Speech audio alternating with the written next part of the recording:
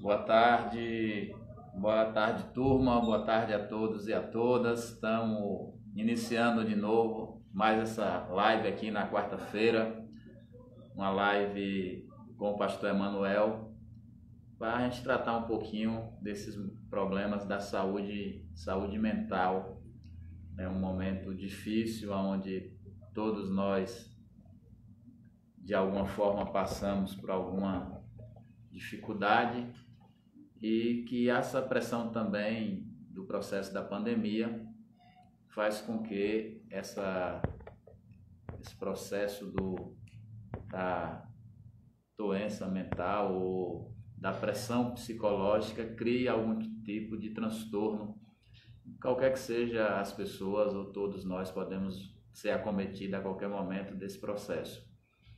E conversar um pouquinho com o pastor Emanuel, que também tem uma experiência nesse espaço, psicanalista, a partir também da realidade religiosa também, né? Como a psicanálise e a religião pode ajudar a gente, na verdade, a enfrentar esses momentos de dificuldade e essa travessia aí que a gente precisa fazer.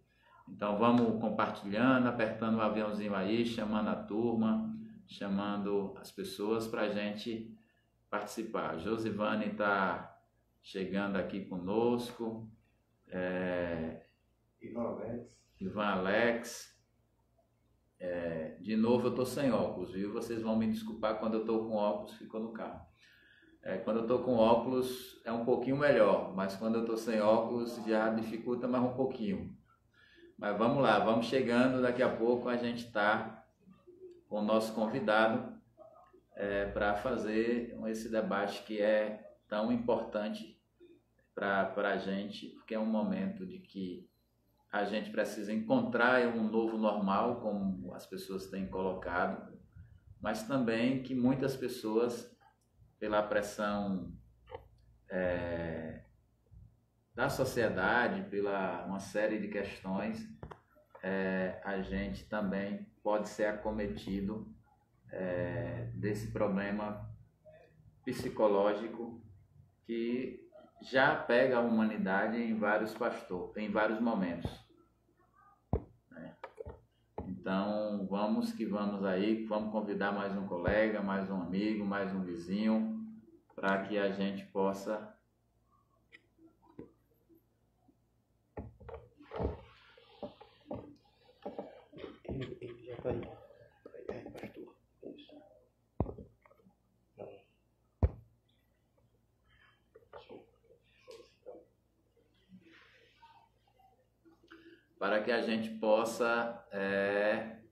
trabalhar esse tema, que é um tema importante para todos nós, para a comunidade, para as pessoas, para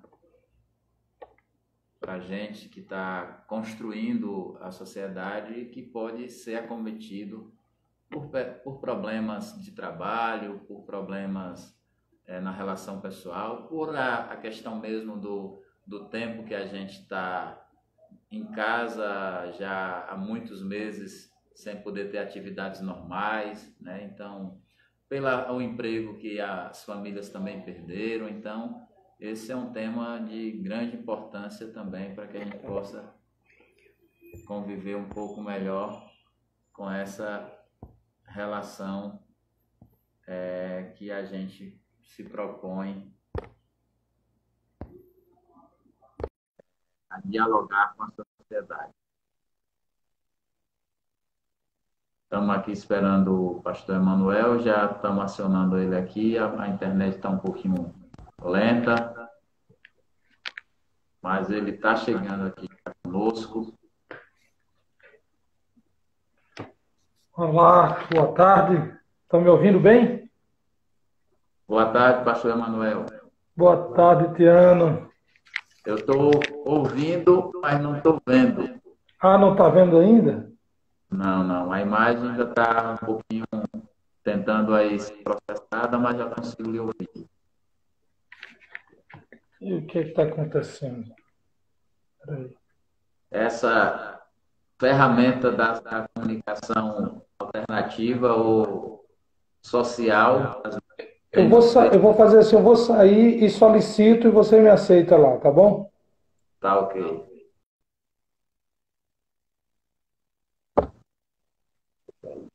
Aí aparece nesse bolinho aí, quando aparecer na bolinha, nas duas bolinhas, o número, aí você clica.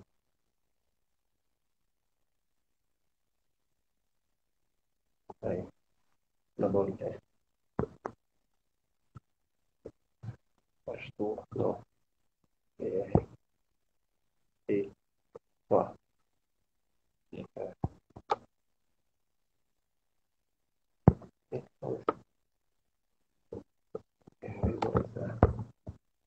Aí.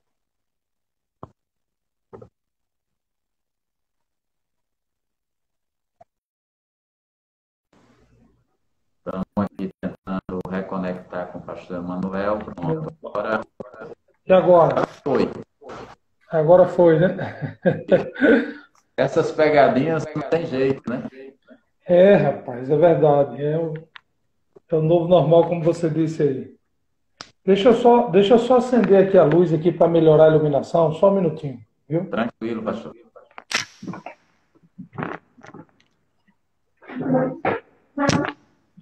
Estou vendo aqui o pastor Gilmar Santos, mandar um abraço para ele aí. Estou à disposição para contribuir com o tema que a gente também está tocando aqui em Juazeiro, que é o Estatuto da Igualdade Racial, e que ele está numa luta grande lá em Petrolina. Mandar um abraço para ele. Pastor, prazer imenso poder falar contigo aqui e com o nosso público, a turma que nos acompanha pelas redes sociais. Dizer que esse é um tema muito importante. Sem a gente estar no momento de pandemia, a quantidade de pessoas cometidas já era enorme. Mas agora mais um pouquinho, né? O agravante é bem maior. O senhor que tem vivência nessa área, coloca a gente aí um pouquinho, se apresenta para a turma que está nos acompanhando e pode fazer a introdução do tema que é tão valioso para que a gente possa, que tem a ver muito com a questão da escuta, né, da possibilidade de pessoas desabafarem, de compartilhar com alguém a angústia, e às vezes falta essa possibilidade de compartilhar com alguém, as pessoas se isolam ou fica dentro do seu próprio mundo ali, ou por alguma dificuldade na conversa, ou timidez, ou por uma série de aspectos, as pessoas terminam às vezes se isolando de dialogar com alguém. Isso vai criando e afetando a mente, e afetando a saúde física e mental, e que tem acometido tantas pessoas no Brasil e no mundo. É verdade. Eu não sei se é o seu áudio ou o meu, mas está cortando, Tia. Eu estou usando. Eu vou tirar o fone para ver se é o meu. Você está ouvindo cortando, não? O meu para ver se era o meu. Oi? Eu aumentei um pouquinho o meu para ver se era o meu. O seu está cortando para mim. Você está me ouvindo bem? Tô. O meu tá cortando. Quando você fala, tá cortando. Mas enfim, vamos lá. Aí a gente vai ajustando. Primeiro, boa tarde. Né? Para mim, uma alegria, uma honra, um prazer também estar aqui falando contigo. Obrigado pela confiança, pelo convite. Então, quero aí deixar o meu agradecimento a você, vereador Tiano, né, por essa confiança. Eu, né, como você já citou aí, eu sou pastor de uma igreja aqui em Juazeiro, Igreja Evangélica Avivamento Bíblico. Sou formado em jornalismo, me formei em comunicação social com habilitação em jornalismo, sou psicanalista clínico e sou especialista em suicidologia, prevenção, pós-venção do suicídio, bullying, cyberbullying e automutilação. E estou aqui para conversar um pouco, né, com você, com o seu pessoal, com todo mundo aí que vai entrando aí, para a gente conversar um pouco sobre essa questão da importância, né, da saúde mental, como você bem colocou, não somente em tempos de pandemia, mas a saúde mental, na verdade, ela deve ser cuidada, assim como a gente cuida da saúde física, a gente precisa cuidar da saúde mental e da saúde espiritual, né? Então, é importante que a gente já comece pontuando aqui, deixando claro que a saúde mental precisa, de fato, dessa atenção muito especial. É claro que nesse período agora da pandemia, né, infelizmente, pessoas só descobriram isso, talvez agora, nesse momento, porque começa a estourar muita coisa, né? Mas, na verdade, falta muito dentro de nós esse cuidado de olhar, né, para essa parte dentro de nós tão importante, né, as questões emocionais, a questão da alma, e a gente precisa se cuidar nisso, né? Então, a nossa conversa vai transcorrer dentro disso aí, né, dentro desses cuidados que a gente precisa ter, alguns sinais que começam a aparecer, né, quando é que a gente precisa, né, acender uma luzinha de alerta, porque também a gente nesse período também houve muita bobagem, sabe, Tiana? O pessoal confunde muito a questão da... Não pode ver mais ninguém triste que já diz que está com depressão, né? Então, a gente tem que ter cuidado com isso também, né? O Nem tudo é depressão. excesso, tá me ouvindo? Rapaz, está cortando. Eu vou tirar o meu áudio para ver se fica melhor. Fala aí. Tá conseguindo me ouvir melhor um pouquinho? Agora sim. Então, possivelmente era o meu fone aqui. E você me ouve bem? Estou ouvindo tranquilamente. Pronto. Pronto. Então, vou ficar sem fone. Melhor. Pronto. E essa grande quantidade de conteúdo jogado nas redes, na mídia, de tudo quanto é forma, causou uma desinformação muito grande, ao mesmo tempo que as pessoas tiveram mais acesso a textos, a conteúdos, mas a forma com que esses conteúdos, esses textos estão sendo jogados sem nenhuma responsabilidade, sem o critério, sem peneirar o que é verdade, o que é mentira, tem causado uma desinformação muito grande. E esse debate também do bullying, do cyberbullying, que a gente também tem deixado os nossos filhos muito à frente das ferramentas de comunicação, do computador, da internet, né, com uma série de plataformas de comunicação à disposição deles. Ao mesmo tempo, isso também é um pouco perigoso, como é que a gente dosa isso? Então, acho que é um debate extremamente importante para que a gente possa ter um pouquinho da preocupação de peneirar, né? Fazer a separação daquilo que a gente deve considerar nesse momento e daquilo também que a gente tem que ajudar as pessoas que estão em torno da gente a se preocupar com o conteúdo e ter um pouco mais de preocupação na análise desse conteúdo. Exatamente, porque o que é que acontece?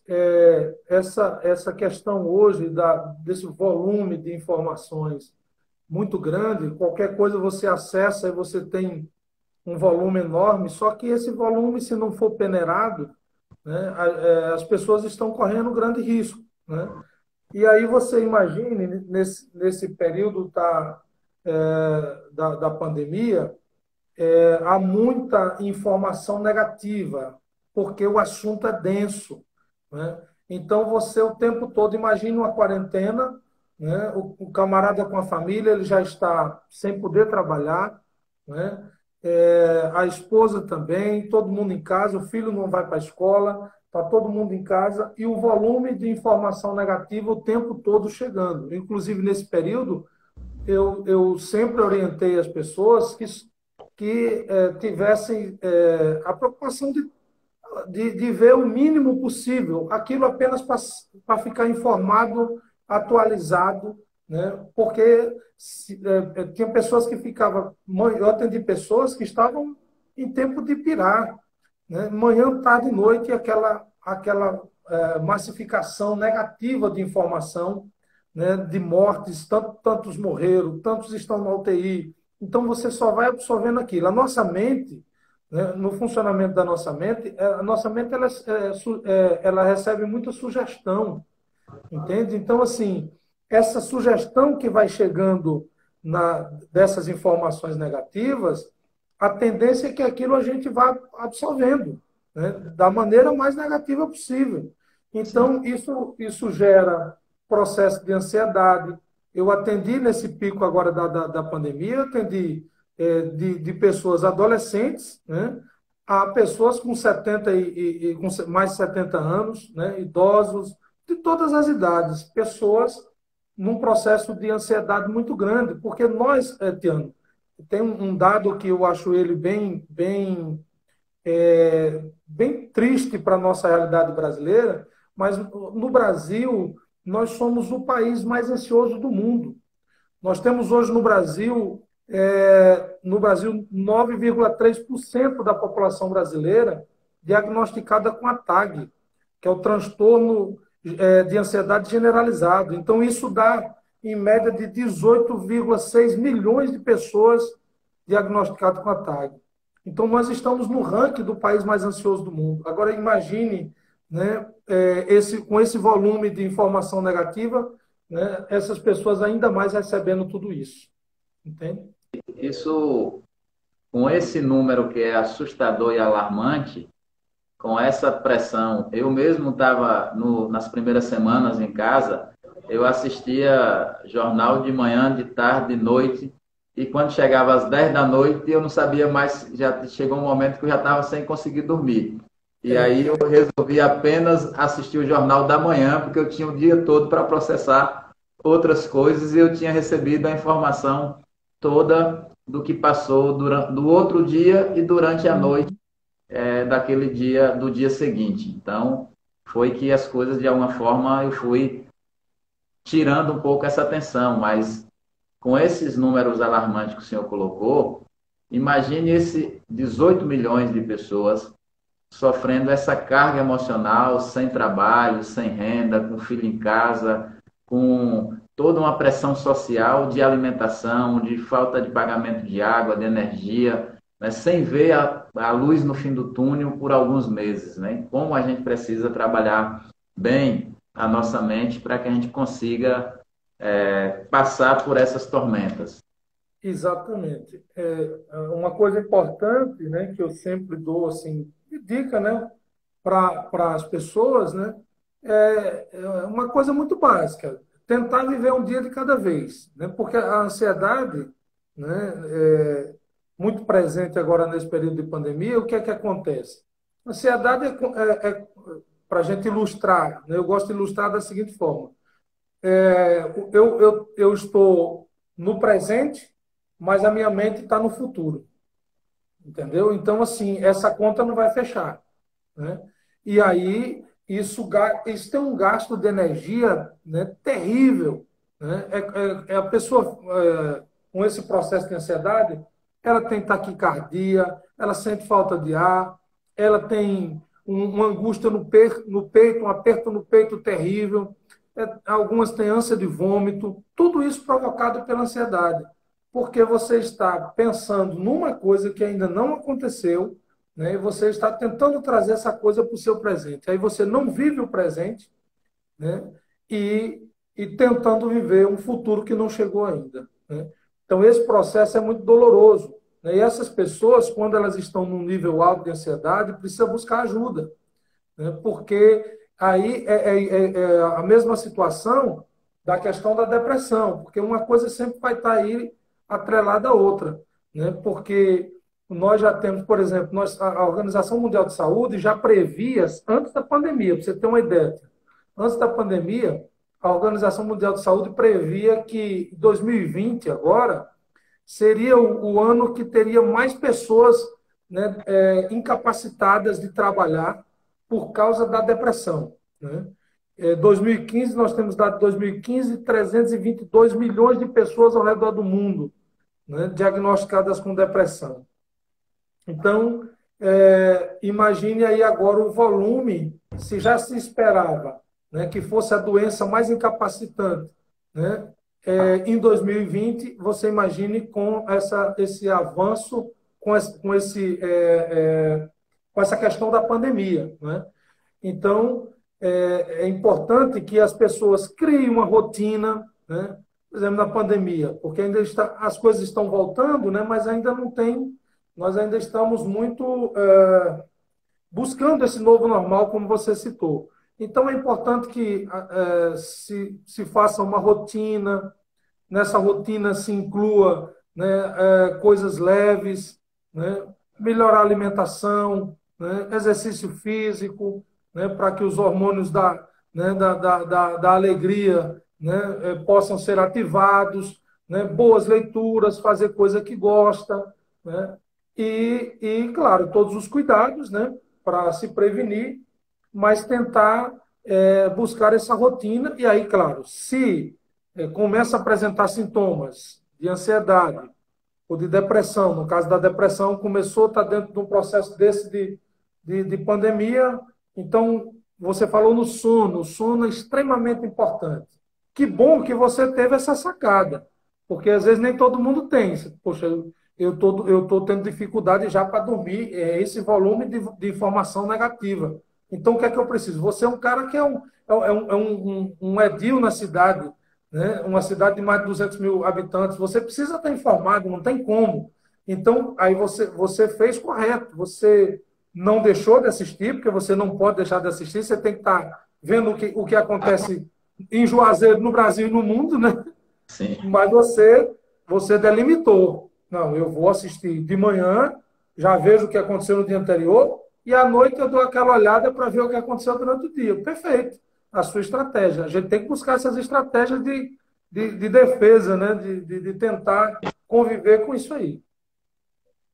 Vou mandar aqui um abraço para o Lula da Cadeirinha, a Mirella, a Jacira, a Mona, o Ivan Alex, Jamile, Samael, Hamilton, Adailton, Francisca, Joelma, Laura, Rafaela, Pedro, Eli, Isabela, Carol, Hugo, Albertina, Silvano. Pessoas que estão nos acompanhando aí nessa live importante.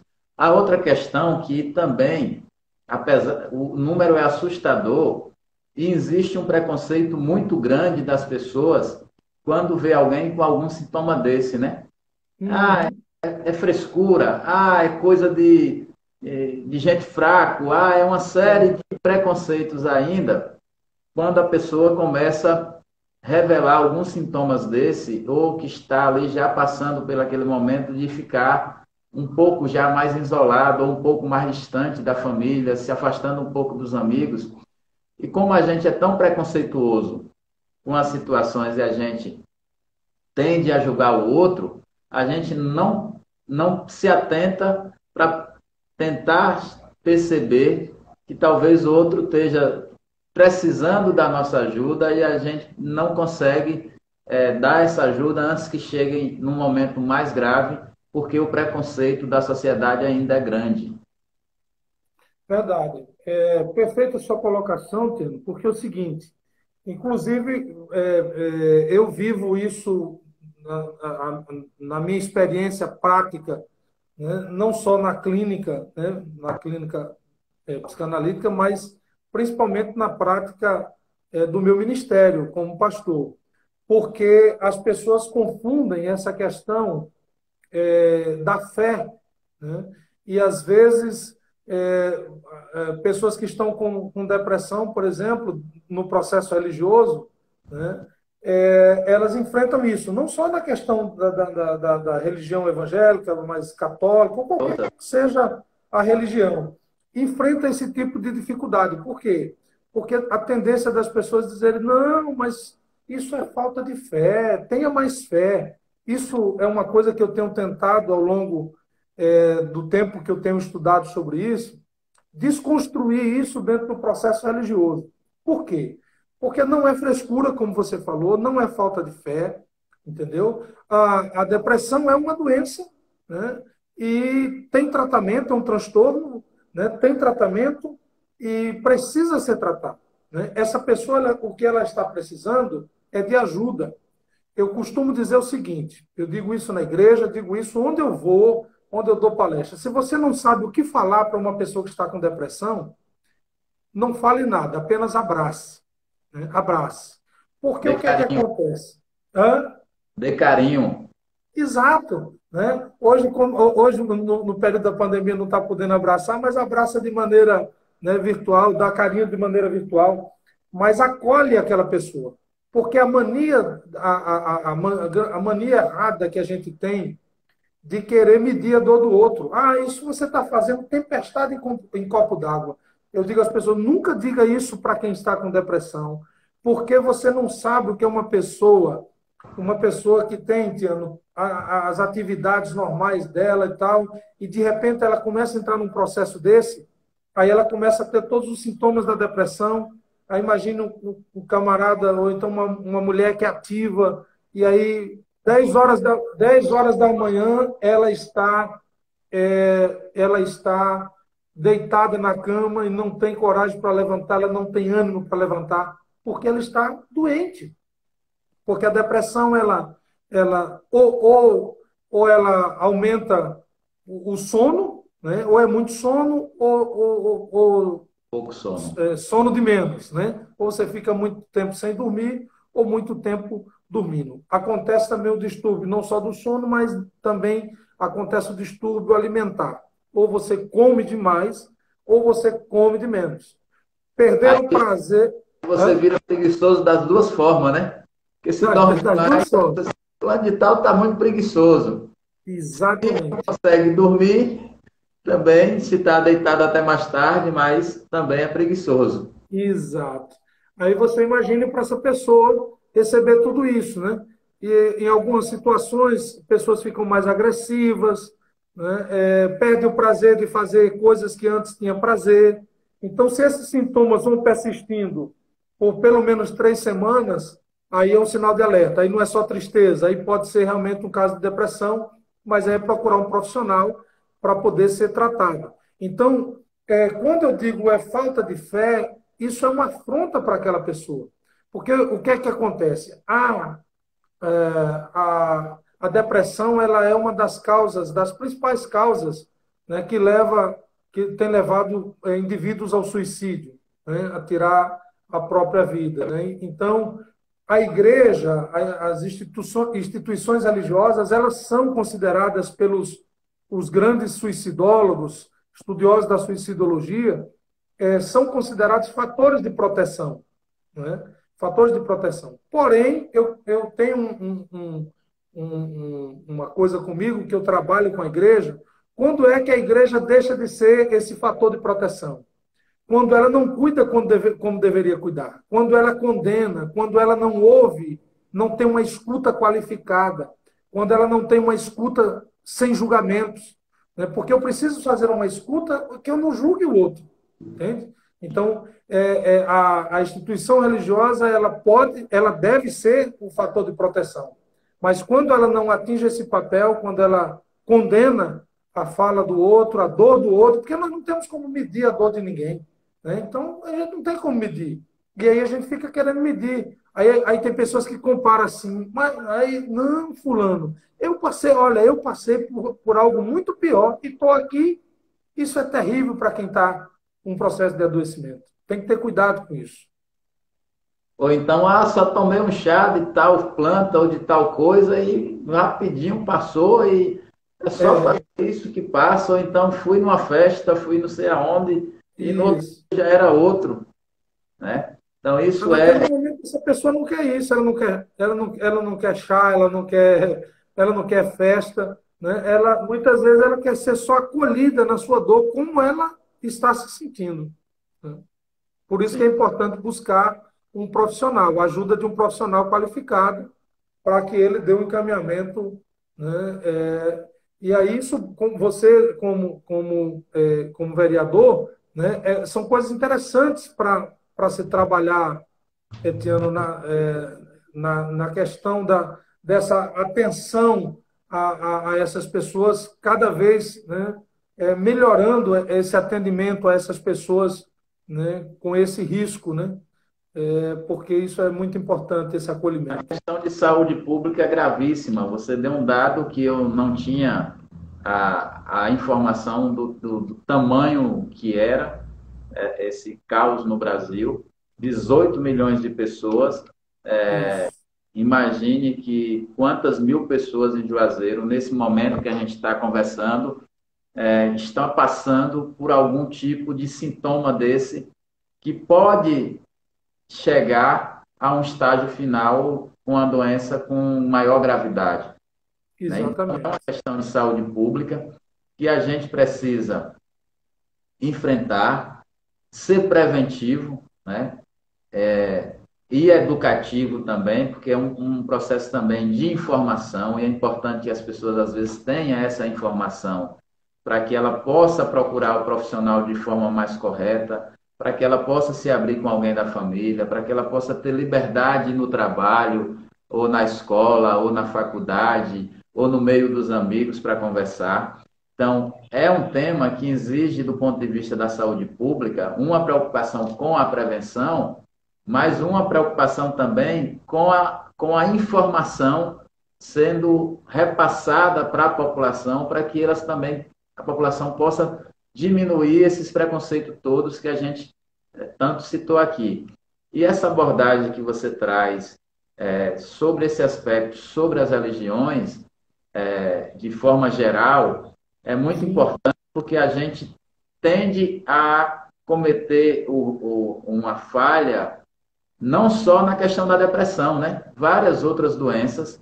Às vezes as pessoas dizem, você não tem fé não, se você tiver fé, cura. Né? Como se fosse apenas uma questão do campo espiritual e não tivesse a ver com o campo físico, né?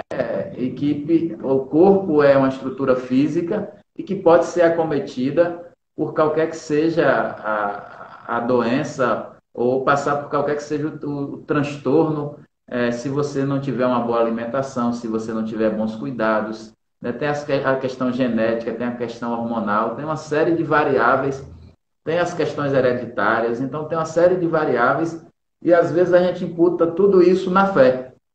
Né? Como se a fé, claro que a fé é o instrumento transformador do espírito e da segurança, inclusive emocional e física, mas ela não é o único pilar do ponto de vista do cuidado físico do corpo, né? Exatamente. A gente começa a ver o homem como ser biopsíquico, social / espiritual, né? É um ser completo.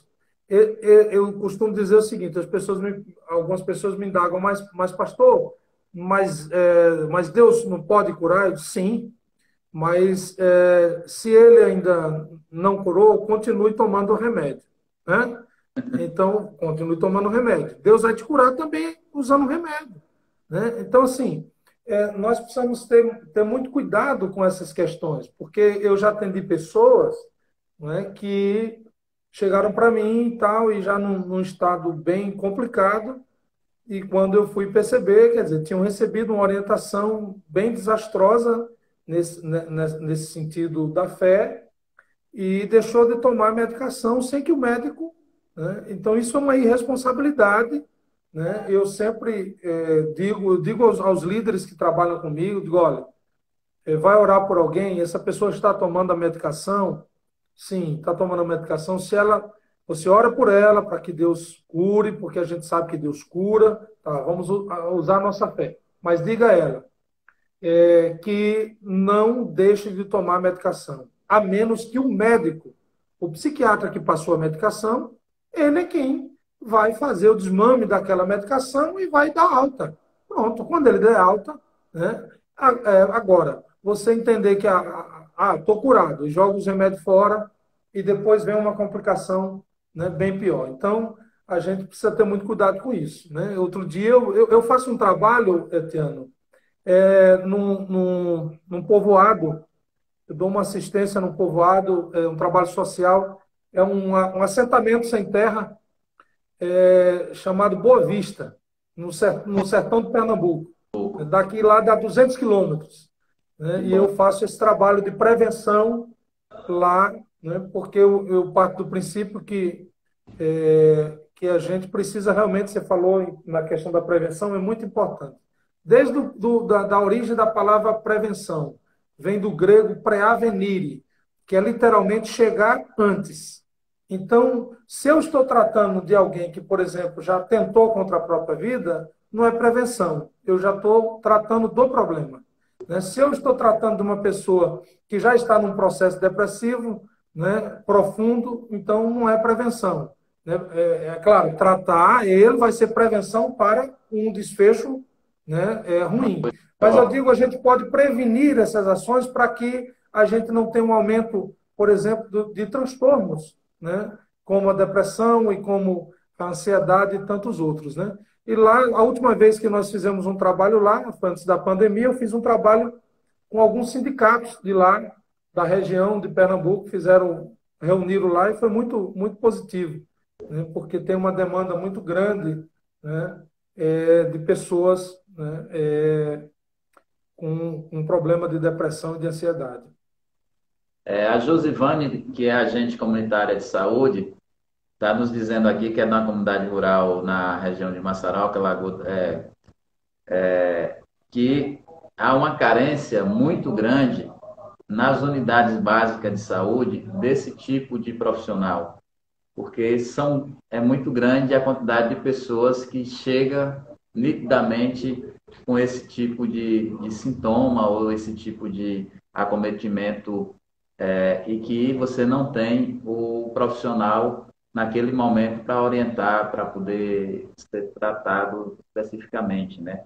Aproveitar e mandar aqui um abraço para o Juscelino, para a Minéia, Jacó, Jorge, Meire, Olívia, Tarsila, minha companheira, um abraço fraterno, Deus te guie, te guarde, você é uma pessoa que merece muito, porque você é uma mulher batalhadora e guerreira. Felipe, Claudinha, Rodrigo, Jairo, Elaine, mandar um abraço aí pelo trabalho nas comunidades rurais do interior. Alessandra, Renato, Edna, Vinícius, Josimeire, Beatriz e Anderson. As pessoas estão nos acompanhando aí. E já, pastor, também convidar o senhor, quando a gente passar a pandemia, a gente tem um trabalho aí rural, com uma série de associações, de comitês, também alguns segmentos também da área de assentados, e a gente poderia também marcar um dia para o senhor estar fazendo algumas palestras nesse sentido lá. Agora, esse outro tema, partindo para essa parte hoje do acometimento, principalmente dos jovens, por conta do acesso virtual e dos conteúdos, a questão cibernética, como o senhor colocou. Como é que a gente poderia estar orientando os pais e mães que nos acompanham aí, a ajudar a perceber quando o seu filho, de alguma forma, está sofrendo bullying pela internet ou na escola, ou alguma das atividades dele que tem a ver com a comunicação virtual, com a comunicação social, está afetando diretamente a vida dele? Então, o que é que acontece? Esse processo tecnológico, né, ele tem um agravante, é uma coisa maravilhosa, é uma coisa boa. Você vê que eu estou aqui da minha casa, você aí do seu escritório, nós estamos conversando com várias pessoas, enfim. Tem todo o lado bom da tecnologia, né? Mas em tudo a gente precisa ter limites, né? O grande problema hoje com os filhos, né, são pais que não estão dando limites, né? Porque a liberdade desses filhos, ela precisa ser uma liberdade, de certa forma, vigiada, né? É aquela liberdade cuidadosa. Não é aquela coisa de você reprimir, não é aquela criação repressora, né, que vai causar sérios danos também. Não é isso, né? É a gente buscar esse equilíbrio. Nem você solta demais, nem você prende demais. Você busca esse equilíbrio. Porque, assim, olha, tem dados, a Associação de Psiquiatria do Rio Grande do Sul, eles fizeram uma pesquisa bem interessante. Crianças e adolescentes que têm mais de 5 horas por dia de atividade, né, com smartphone, tablets, enfim, com jogos, né, mais de 5 horas por dia, eles têm uma probabilidade aumentada mas muitas vezes eles são assim propícios a terem problemas de ordem psicológica, psiquiátrica, né? A desenvolverem transtornos. É claro que aí entra, né, algumas outras questões, né, que vão estar, vamos dizer assim, associadas, né? Mas a probabilidade desses jovens que têm mais de 5 horas, né, diárias de jogos e de uso da tecnologia, eles têm uma probabilidade aumentada muito grande de ter esse problema de transtorno. Então, Pastor, aí...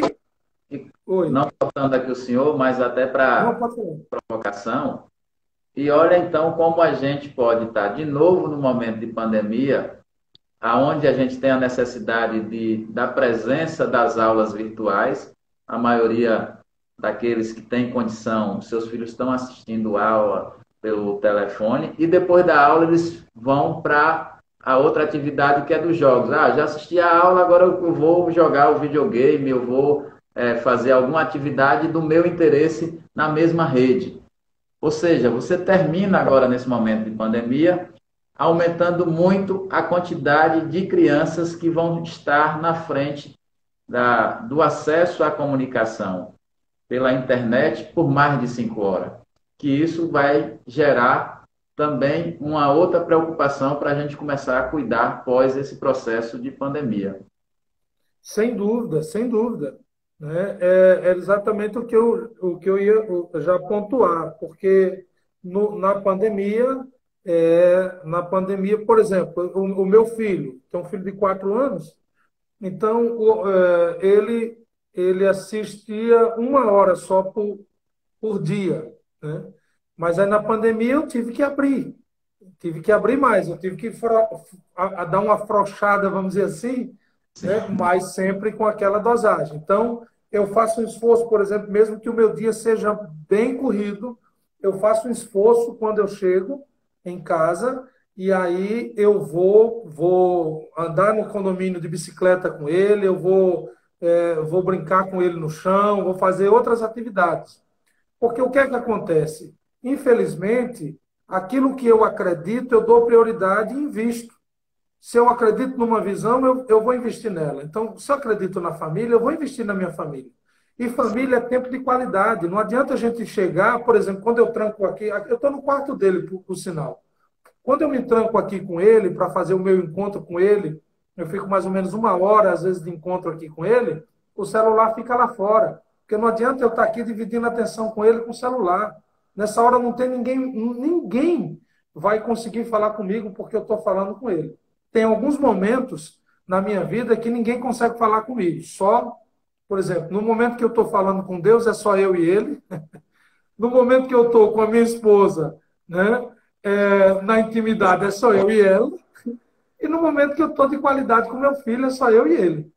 Então, assim, aí a tecnologia nos empurra, muitas vezes, com essa falta de habilidade dos pais, os filhos buscando esse suporte que ele não encontra, o suporte emocional que ele não encontra no pai, aí ele vai para a tecnologia, ele vai para a droga, ele vai para a bebida, ele vai para o cigarro, enfim, ele vai buscar um vício. Hoje, qual é o vício da maioria desses jovens e adolescentes? É a tecnologia.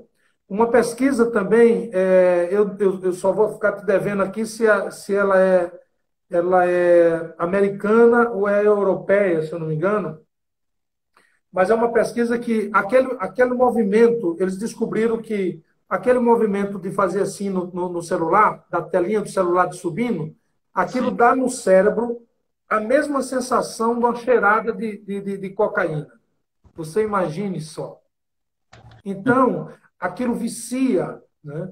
Então, por isso que a gente precisa estar realmente É dosando. por isso, Outra... talvez, que involuntariamente, mesmo Oi? quando a gente não está com o celular na mão, que não chega nada, a gente fica passando o dedo para cima para poder ver Pois é, se aparece pois alguma é, coisa que tem que olhar. exatamente. E, curiosamente, deixa eu te falar outra coisa aqui para o pessoal aí. É, os filhos, olha que coisa curiosa, os filhos dos bambambãs da tecnologia mundial, os filhos dos donos da Apple, da Samsung e dessas grandes marcas da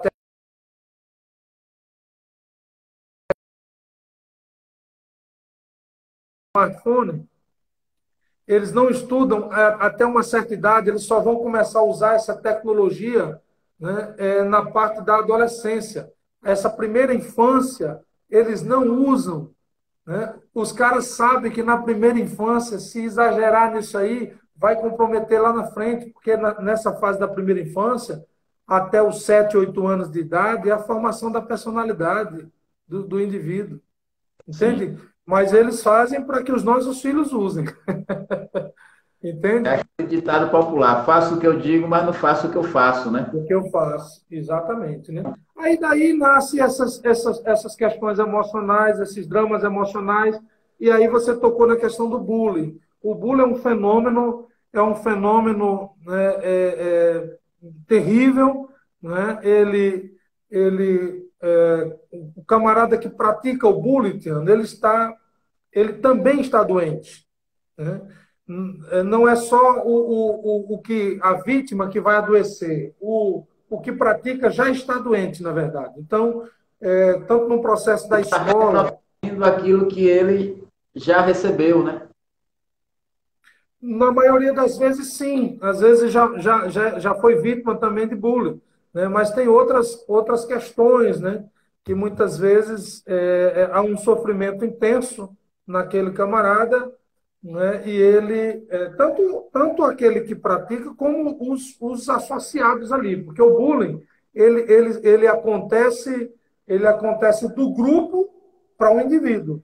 O bullying ele tem algumas características bem próprias.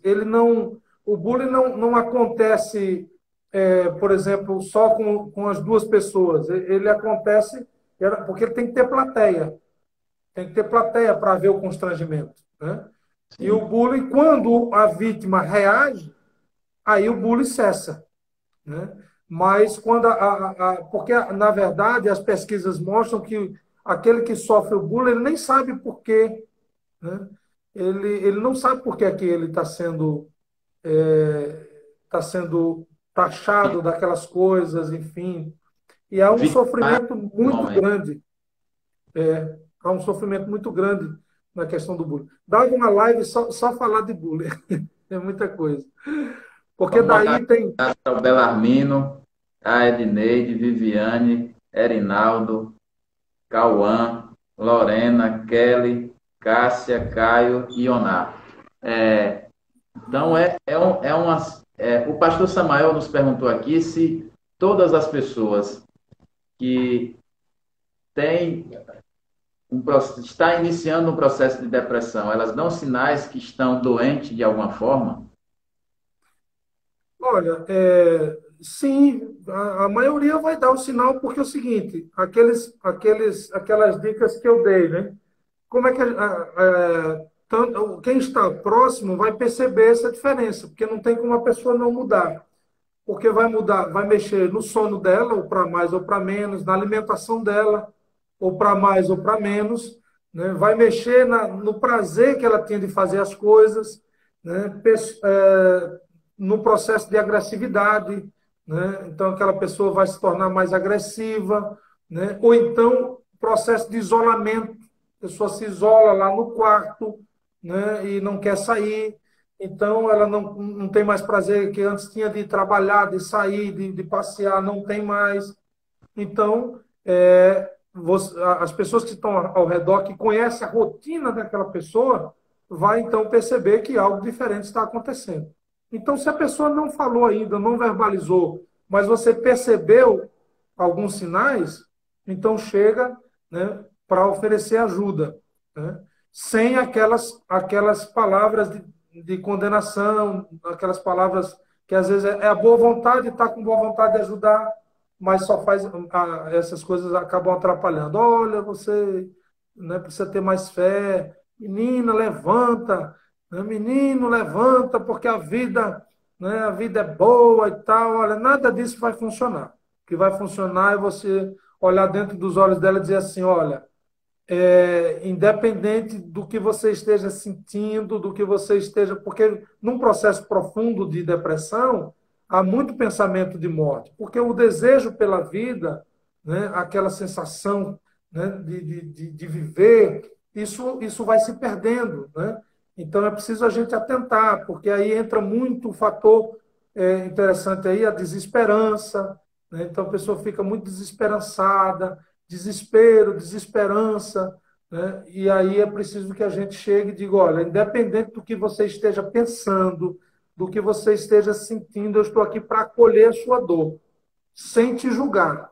Eu quero apenas te acolher e te ajudar, né? Isso vai funcionar, né? Que bom.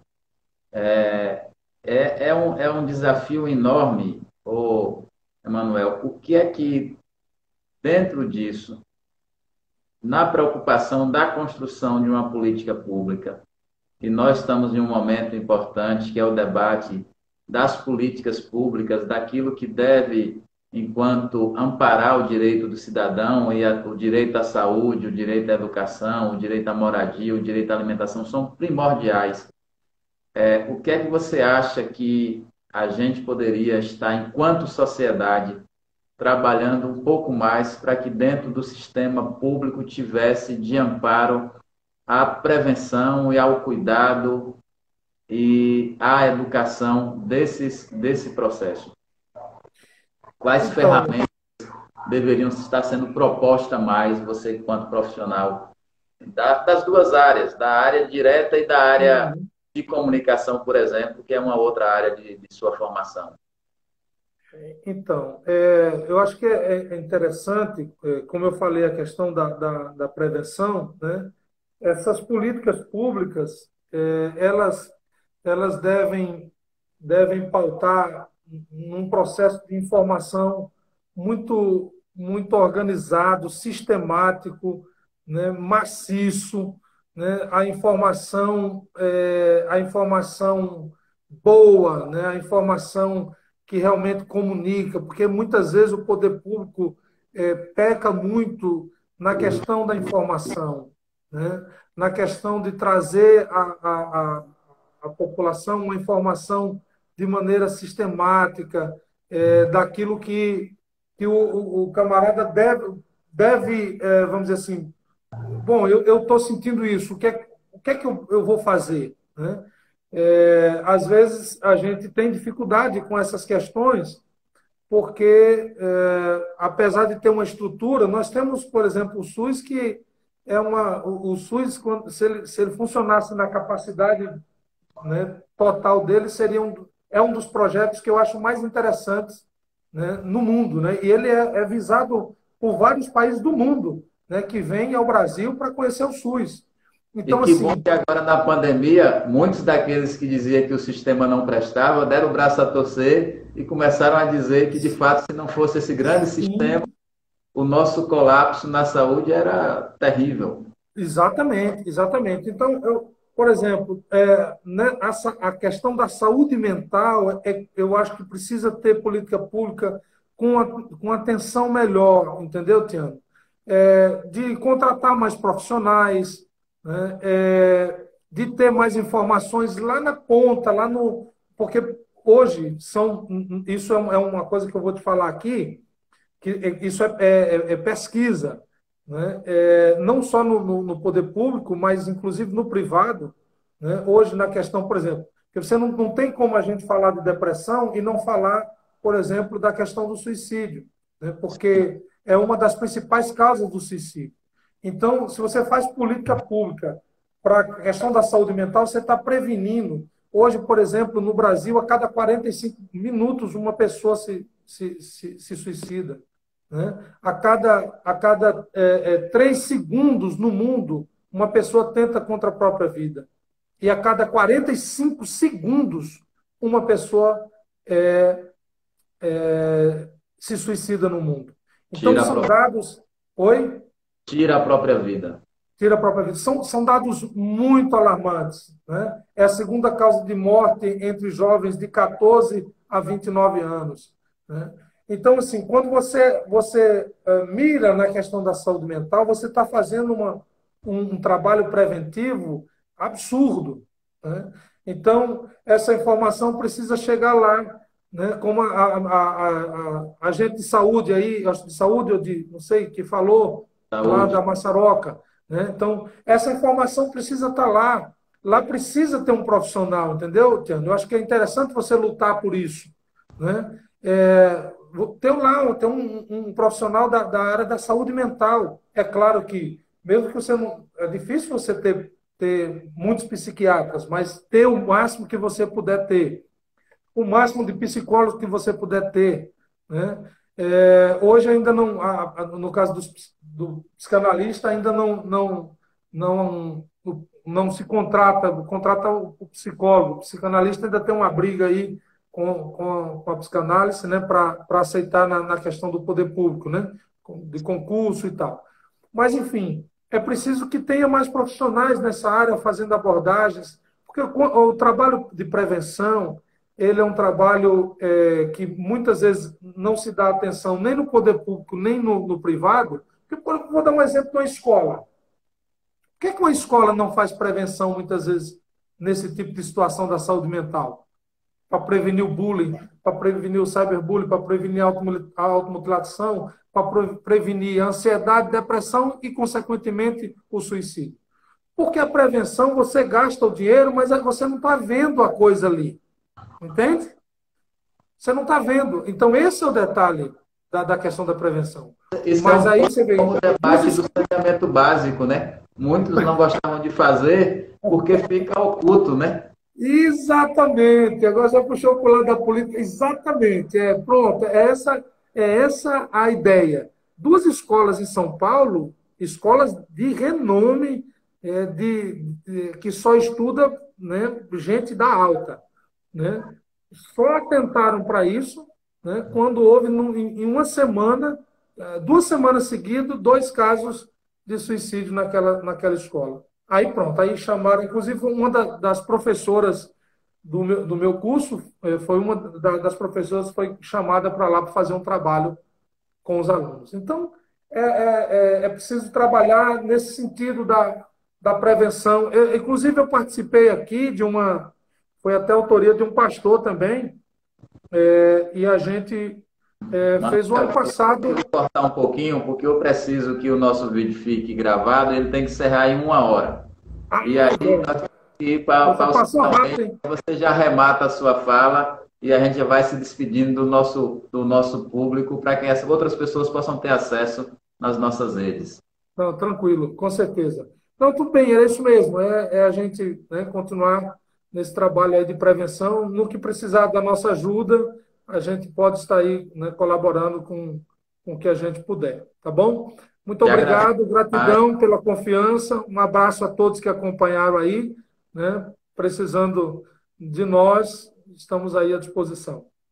Não tenha dúvida, vamos precisar. Se não precisar sair de casa, continue em casa, cuide de você, da família. Se precisar sair, ainda muita máscara, muito álcool gel e cuide da sua família. Muito obrigado, meu amigo. E com certeza nós vamos fazer ainda um outro bate-papo sobre temas relacionados a essa importância do cuidado com a saúde mental. Uma boa noite para você e toda a família.